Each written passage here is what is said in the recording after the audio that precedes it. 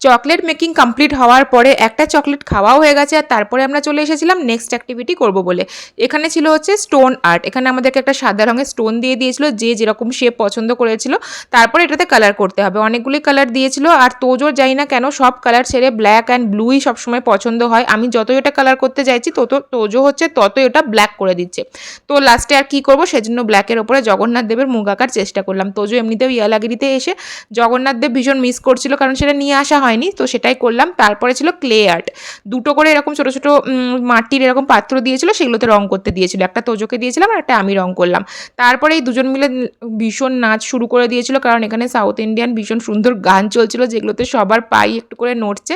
কিন্তু এটা এতটা ঢালু এই জায়গাটা, পুরো পাহাড়ে ঘেরা, সেই জন্য ভয়ও লাগছিল এতটা নাচ করছিল দেখে, সেটা ধরেও ছিলাম আমি।